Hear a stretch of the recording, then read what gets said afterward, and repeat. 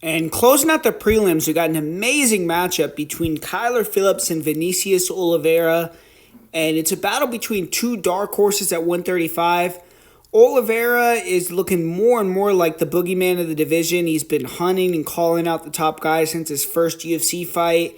So far, he's 3-0 to start his UFC career and came to the UFC already 19-3. So he was very experienced. First fight, went in there, fought Bernardo Sopaj. He was an underdog, got a highlight reel knockout. Came in his second fight against Ricky Simone, the underdog once again. And the fight with Simone, he obviously took a huge step up, fighting someone in the top 15. Got the win there. And then flew to Saudi Arabia. Was an underdog for the third time in a row in the UFC. Beat Nurmagomedov. This time it was Saeed Nurmagomedov. He really wants to fight Umar, but settled for Saeed. Got the victory over him.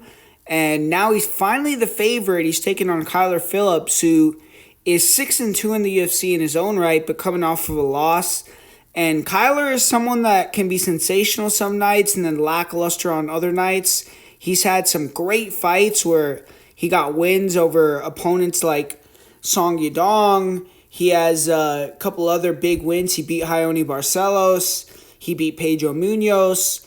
But his last fight, he fought Rob Font, and he dropped the ball. I think he thought that it was going to be an easier fight than it was. He thought he could just go out there and take down Rob Font, hold him down after seeing what other guys did to Rob Font.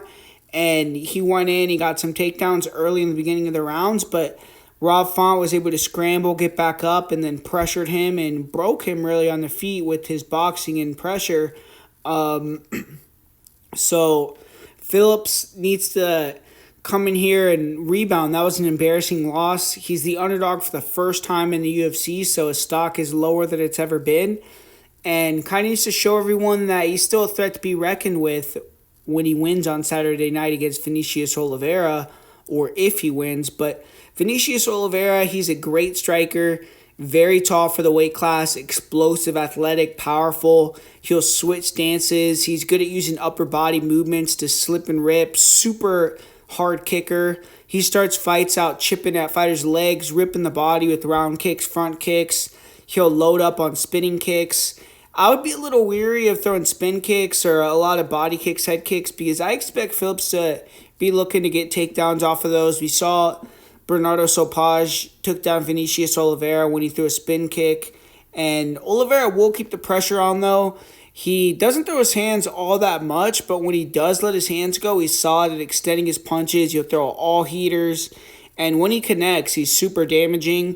He hit an insane flying knee on Bernardo Sopaj, and he has 16 knockout wins. He's a guy who tends to build momentum, and when he feels you breaking, he goes for the kill. He'll really put the pedal down, and you can't let Oliveira get in his groove in there. Once he does get in his groove, hands down, starts talking to you, he is more than likely going to finish you pretty soon after that. But he has been finished with strikes in all three of his losses. He can be a little bit reckless. He can walk in with his hands down. And in his last fight, he fought a game plan I think he's going to use here. He fought a dynamic kicker, took some kicks early, but he pressured through all of Nurmagomedov's offense. He was able to put him on the cage. He was able to control him. And Kyler Phillips is a better grappler than Nurmagomedov, but Nurmagomedov is no slouch in the grappling department. He has sick chokes. He has good wrestling.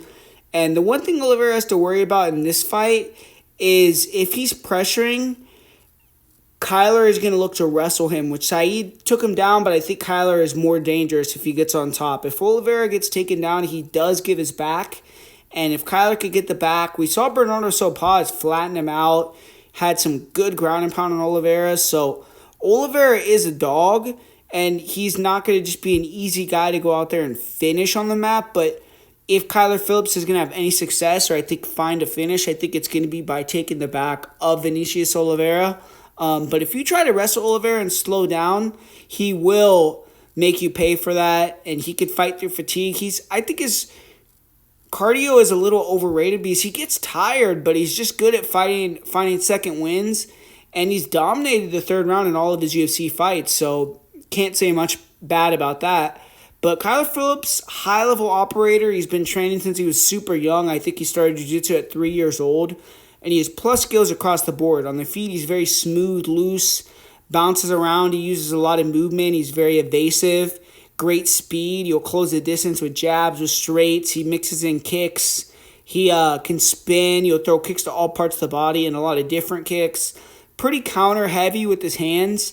He will pull you into single or maybe 1-2s or 2-3s, 1-2 punch combinations. Good elbows. He isn't going to want to box or stay in the pocket with you, though, and he's more of a pot shotter. He only has one knockout win in the UFC, but he does hurt people early in a lot of fights. He just can't close the show. But he's a lifelong and high-level grappler. He can time takedowns, catch kicks, hit takedowns. He has a good single leg. He isn't a super active wrestler, and usually only takes takedown shots when they're easy or when he's panic wrestling. But his last fight, he decided to wrestle a lot more against Rob Font. I think it was a game plan thing, and he didn't have the cardio to do that when Rob Font was getting back up to his feet. So in this fight with Oliveira, I would go in there and strike first and don't push the wrestling like he did, because if he does, I think Oliveira will break him. But Phillips has never been finished, and he's a durable guy. He will get tired, but he has good defense even when he's tired. And, the issue to me for Phillips in this fight is going to be the pressure and just chipping away that Oliveira does over time. The optics of Oliveira walking down Phillips, trying to goad him into brawls, having fun, I think is going to be something that the judges remember. And I think Oliveira will mix in some clinch control, some takedowns.